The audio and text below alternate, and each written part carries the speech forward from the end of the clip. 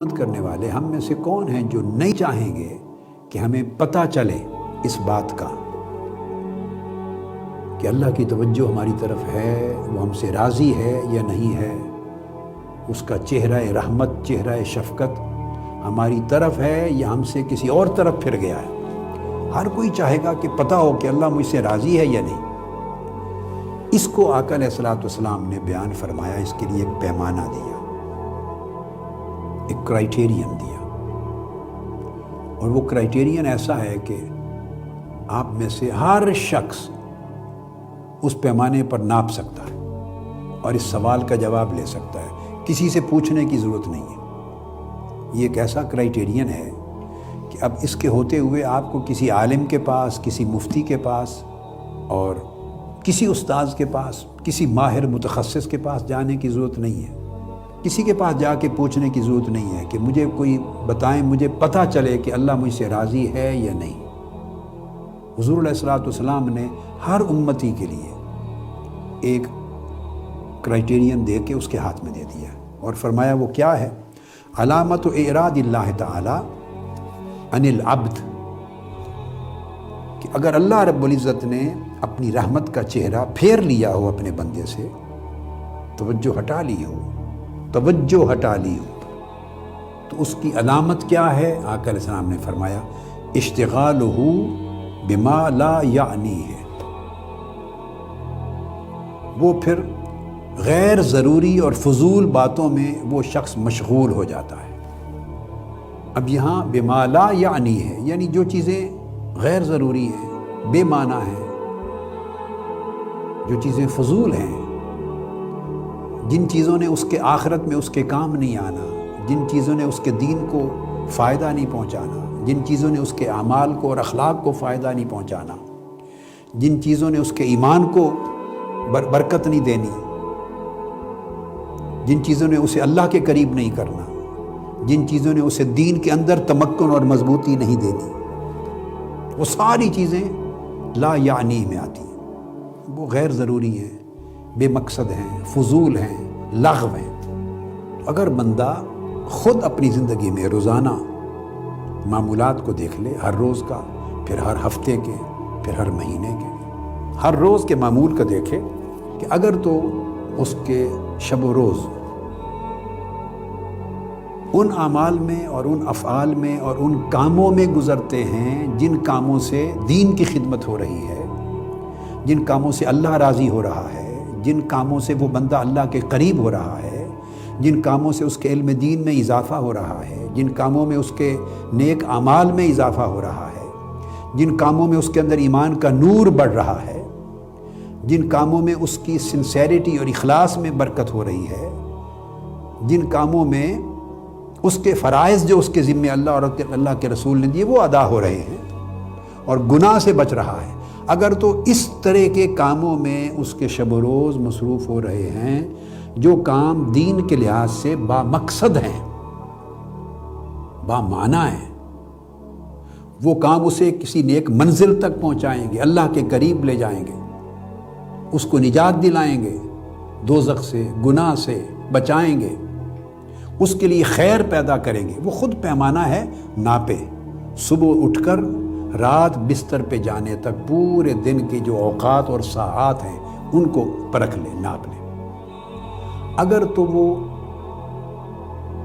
ان کاموں میں وقت گزار رہا ہے جو اللہ اور اللہ کے رسول کے نزدیک بے مقصد ہیں، لغو ہیں، بیکار ہیں، تو اسے پوچھنے کی ضرورت نہیں کہ ناظم اعلیٰ صاحب کے دفتر میں آ جائے، نائب ناظم اعلیٰ صاحب سے پوچھے کہ اللہ کی توجہ میری طرف، شفقت کی توجہ ہے یا نہیں، راضی ہے یا نہیں، اس کے اپنے اوقات کار بتا دیں گے کہ اللہ تم سے راضی ہے یا نہیں، اس کی اپنی مصروفیت بتا دے گی کہ اللہ تم سے راضی ہے یا نہیں، اس کی اپنی مشغولیت بتا دے گی کہ اللہ کی توجہ تمہاری طرف ہے یا نہیں۔ یہاں ایک خاص جملہ میں آپ کو سمجھانے کے لیے یہ پوری حدیث پاک کا خلاصہ بولتا ہوں، آپ اس کو یاد کر لیں۔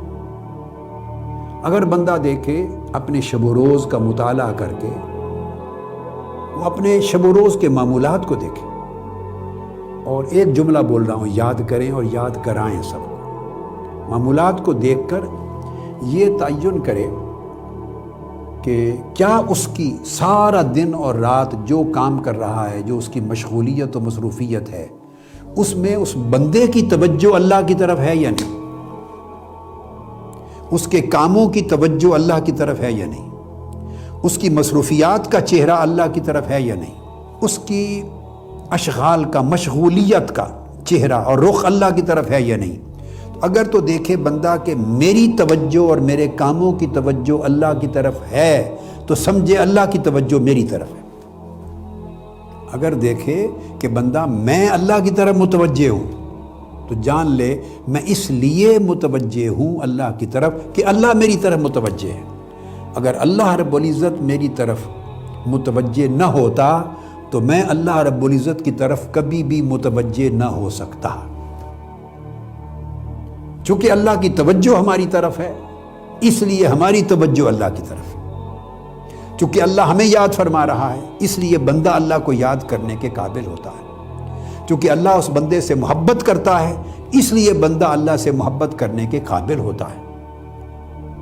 تو اللہ جب توفیق دیتا ہے آپ کو کہ میرا کام کرو، میری عبادت کرو، اعمال صالحہ کرو، میرے لیے کام کرو، میری قربت چاہو، میری محبت چاہو، میری اطاعت اختیار کرو، میری عبادت اختیار کرو، جب اللہ توفیق دے کہ یہ میرے لیے نیک کام ہے جن سے میں خوش ہوتا ہوں، راضی ہوتا ہوں، یہ کرو، تو جب اللہ نے یہ توفیق دی اور آپ وہ کام کرنے لگے، ذہن میں رکھ لیں کہ وہ کام آپ اللہ رب العزت کی توفیق کے بغیر تو کر نہیں سکتے، کر ہی نہیں سکتے۔ تو جب آپ نے نیک کام کیا، عبادت کی، طاعت کی، اتباع کی آقا علیہ السلام کی،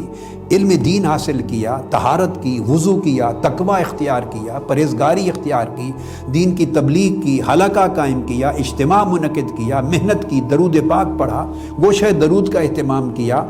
اس دین کے احیاء کے کام کے لیے تنظیم سازی کی، انتظام و انصرام کیا، سفر کیا، بھلائی کی، اپنے خونی رشتوں کے ساتھ بھلائی کی، پڑوسیوں کے ساتھ بھلائی کی، غریب کے ساتھ اچھائی کی، نیکی کی، بیوی کو اس کے حق ادا کیے، اولاد کے حق ادا کیے، ان کی اچھی تعلیم کی، تربیت کی، صاف ستھرا کیا، اپنے آپ کو صاف کیا عبادت کے لیے۔ یعنی عبادات کے کام ہوں یا معاملات کے کام ہوں، جس طرح کا بھی کام ہے،